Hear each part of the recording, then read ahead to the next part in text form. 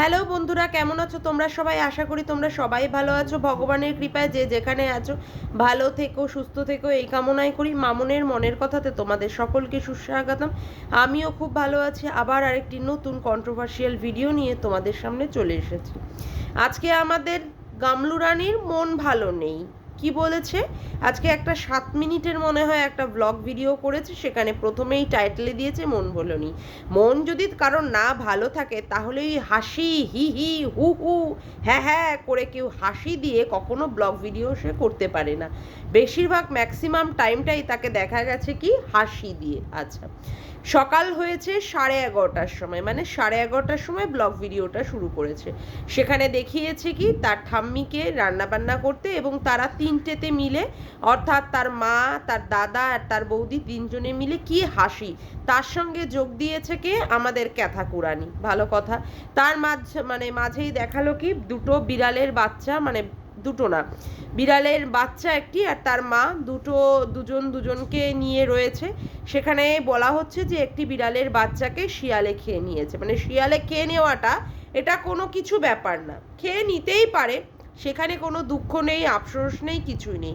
অথচ যে বিড়াল বাচ্চা বা বিড়াল এসে তাদের বাড়িতে থাকতো, একটা মায়া বা একটা মমতা ভালোবাসা থাকলে, সেখানে বাচ্চা চলে গেছে বা বাচ্চা মিসিং বা বাচ্চা পাওয়া যাচ্ছে না, হয়তো বা মানে শিয়ালের মুখে চলে যেতে পারে, এই নিয়ে মানুষের মনের মধ্যে একটা দুঃখ, একটা ক্ষোভ, একটা কষ্ট, এই ধরনের কোনো কিছুই তার মধ্যে দেখা গেল না। ভালো কথা।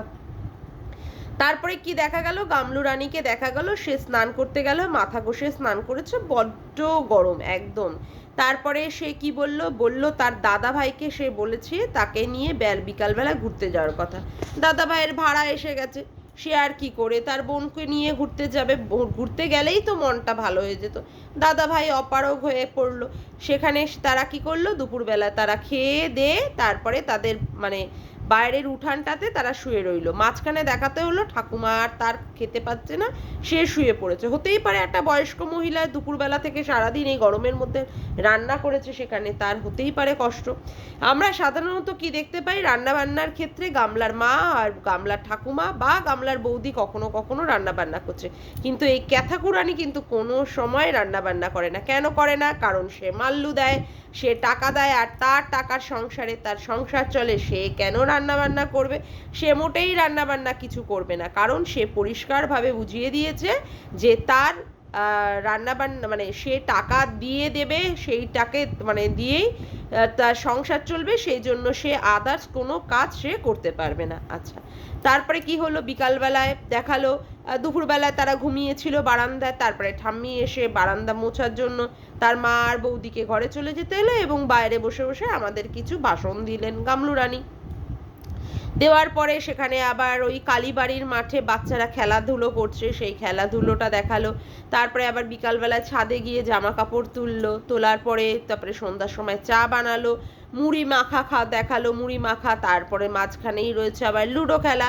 লুডো তো তাদের অবশ্যই খেলতে হবে, কারণ তাদের ব্লগ ভিডিওর মেইন একটা টপিক হচ্ছে তাদের লুডো খেলা আর খাওয়া দাওয়া। তার মাঝখানে সে গামলু রানী দুধ চা বানালো, দুধ চা করে সেখানটায় দেখালো যে দুধ চা হয়েছে, আর সাথে হচ্ছে মুড়ি মাখা দিয়ে দুধ চা দিয়ে খাওয়া দাওয়া হলো। রাতের বেলায় সবাই খেয়ে দিয়ে ঘুমিয়ে পড়েছে। দাদা ভাই আসলো রাত্রি 2টোর সময় আসার পরে দাদা ভাইকে দরজা খুলে দিল। তারপরে বাড়ির রাত্রের বেলা ঘরে গিয়ে গলার মধ্যে পাউডার দিয়ে তারপরে কি হলো, বড় একটা স্ট্যান্ড ফ্যান দিয়ে দেখালো যে এখানটায় ঝড় উঠে গেছে, এত সেই স্ট্যান্ড ফ্যানের হাওয়া। তারপরে কি হলো, বলল যে আজকের মতো ব্লগ ভিডিওটা এখানেই শেষ করে দিলাম। রাতের বেলা অবশ্য মা আর মেয়েতে মিলে বড্ড বেশি হাসাহাসি হচ্ছিল। তা পুরো ব্লগ ভিডিওটা সে আজকে 7 মিনিট সামথিং সেকেন্ডের করেছে, কিন্তু টাইটেলে দিয়েছে তার আজকে মন ভালো নেই। মন ভালো নেই যে তার কোনো কিছুই কিন্তু তার ব্লগ ভিডিওতে বোঝা গেল না। তাহলে শুধু শুধু সে কেন এইভাবে দেয় তার মনটা ভালো নেই? তাহলে অন্তর্নিহিত কিছু অর্থ আমাদের খুঁজে বার করতে হবে।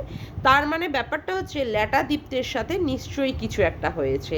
ল্যাটাদীপ্তের সাথে হয়তো মন কষাকষি বা মান অভিমান হয়েছে, তার জন্যই তাকে দিতে হয়েছে থাম্বনেলে, মানে টাইটেলে তাকে দিতে হয়েছে তার আর মন ভালো নেই। বলছি, মন ভালো করার মতো কি কাজটাই বা তুই করেছিস যে তোর মনটা ভালো থাকবে? তুই তোর 5 বছরের করা একটা সংসার, সাজানো সুন্দর সংসার, সেখানে তোর স্বামী, সেখানে সেখানে তোর সন্তানকে ফেলে তুই কি করেছিস, পরকীয়া করবি বলে, একটা পরপুরুষের সঙ্গে হাত ধরবি বলে, যে কিনা 2-3টে বিয়ে করে সেখানে তাদের বউগুলোকে ভাগিয়ে দিয়ে তোকে সুন্দরভাবে, অর্থাৎ তোকে ভালোভাবে রাখবে বলে সেখানে এক উস্কে ছিল, আর তুইও তার উস্কানিতে মদত দিয়েছিলিস, সেখানে তুই কি করেছিস, ঘর থেকে বেরিয়ে এসেছিস। এখন কি হয়েছে, এখন তোকে সেই জন্য তোর রাত্রের বেলায় ঘুমও চলে গেছে, তুই টাকার উপরে টাকা ফেলছিস, সেবক দাদার কাছে থেকে শুরু করে উকিল লাগাচ্ছিস, 16 জন উকিল, তারপরে কথা হচ্ছে তার ভিউয়ার্সরাও তোকে কাটা ছেঁড়া করতে ছাড়ছে না, বাচ্চা বাচ্চা বাচ্চা, অল টাইম তোর খেতে বসলে, শুতে বসলে, আইসক্রিম খেতে বসলে, সব কিছুর ক্ষেত্রে তোকে বাচ্চা নিয়ে একটা কি করছে, কাটা ছেঁড়া করছে। তার মধ্যেও তো তোর কন্ট্রোভার্সি ক্রিয়েটার, অর্থাৎ যারা সন্দীপের হয়ে ভিডিও করে, অর্থাৎ আমরা, তাকে সেখানে তোকে কাটাছেঁড়া করতে চাচ্ছি না। তো সুতরাং তোর এক্ষেত্রে তো তোর মন খারাপ হওয়াটাই স্বাভাবিক। তারপরে তুই বলেছিলিস না চলফট, তাই না? হ্যাঁ, সন্দীপকে বলেছিলিস চলফট। চলফটের আজকের ব্যাপারটা হলো তোর ঘুম ফোট হয়ে গেছে, তোর মনের মধ্যে আনন্দ ফোট হয়ে গেছে। এটা তো কর্মা না, মানুষ যে যেরকম কাজ করবে, কর্মা ইজ ব্যাক, কর্মাটাকে ফিরতেই হবে। হ্যাঁ, ভাবিয়া করিয়াও কাজ, করিয়া ভাবিও না। বড়রা যে এই ধরনের কিছু কথা আমাদের বলতেন এবং কিছু কিছু বাগধারা যে এখনো পর্যন্ত প্রচলিত আছে, এইগুলোই হচ্ছে তার প্রমাণ। সুতরাং সেখানে তো তোর সেই ব্যাপারটা, মানে এই যে আজকে যে তুই যে শাস্তিটা পাচ্ছিস, যে দিনটা তুই দেখছিস, সেটা তো তোর পাওয়ারই ছিল, তাই না? হ্যাঁ, সেটা তোর পাওয়ার, মানে তোর ভাগ্যেই ছিল এবং তোর কর্মের ফলের জন্য আজকে তুই এই ধরনের জিনিসটা পাচ্ছিস। এতে করে কারোর কোনো হাত নেই রে, তুই তোর নিজের কবর তুই নিজেই খুঁড়েছিস বলতে বাধ্য হচ্ছি। সেখানে না তোকে সাপোর্ট করবে তোর মা, না তোকে সাপোর্ট করবে তোর বাবা, না তোকে সাপোর্ট করবে তোর দাদা বা ঠাম্মি, কারণ যার যা অন্যায়ের ভাগিদার সে তার নিজেই হয়। বাল্মীকি মুনি অনেক অন্যায় করেছিলেন না, দস্যু রত্নাকর হিসাবে, কিন্তু তার অন্যায়ের ভাগিদার কিন্তু কেউ হয়নি, তার বাবা মা বউ, যাদের জন্য সে অন্যায় করেছিল।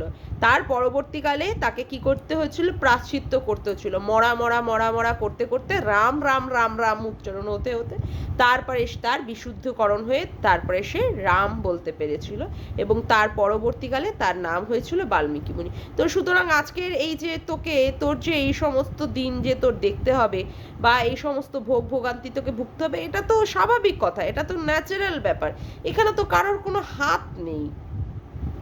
আর তোর মাকে তুই কচি সাজিয়ে দিয়েছিস, বুঝলি? তোর মাকে রিলস বানাতে দিয়ে, শর্ট ভিডিও বানাতে দিয়ে সেখানে মা হয়ে গেছে কচি ছোট্ট, আর মেয়ে হয়ে গেছে বুড়ি ধাড়ি, বুঝলি?